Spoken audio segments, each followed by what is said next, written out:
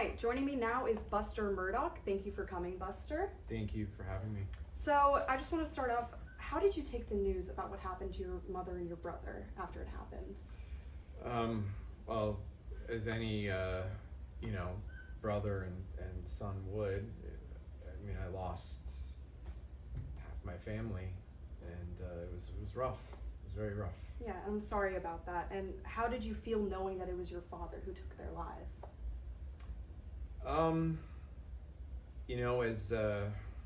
It's hard. There's part of me that still doesn't believe that my father did this. But it was left up to the law to decide that. But it's hard to grapple with those emotions, with everything. And who have you been leaning on during this time? My uncles, my mom's family. And they've been very supportive of you. Have they taken you in any way?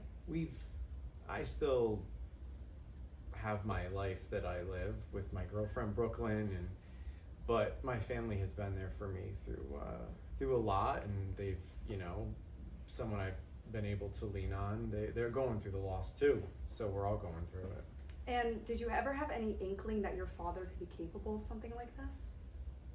Again, it's hard for me to even believe that my father did something like this. There's part of me that still doesn't necessarily believe that he did it, even though there was a lot of evidence. But I don't think there was ever a sign that something like this was going to happen to our family. We had a good life. There was never any issues. And I know that you testified on your father's behalf. What was that court case like for you? It was rough every day watching your father there, sitting trial for the murder of your mom and your brother. But I mean, it was hard, but I did what I had to do to support my father and to answer questions and my truth as I saw it.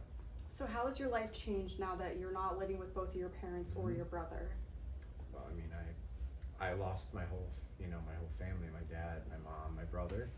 So it's tough, but I'm just doing what I can to get through it and to live my life the best I can do.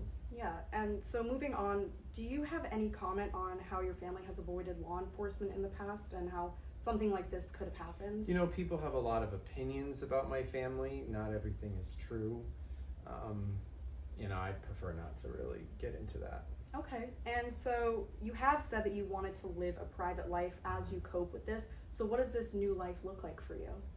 Just being able to find where my place in the world without my family, and to just move on, and to have my family around me and my girlfriend, and just try to do the best I can for normalcy. It's hard going out and people see you and they recognize the case, and you get blamed for a lot. My family's had their name dragged through the mud, so I'm just trying the best I can to just take it really day by day.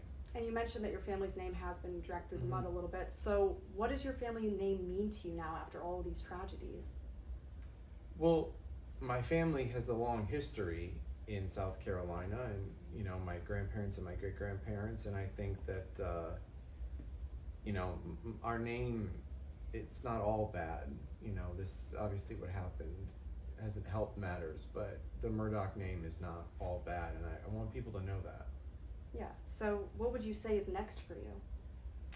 Finding, a career path and maybe starting a family of my own one day, but like I said, I'm just taking it day by day, because I can't look too far ahead given everything that's gone on. Well, thank you so much for joining me. That's all we have time for. We'll be right back.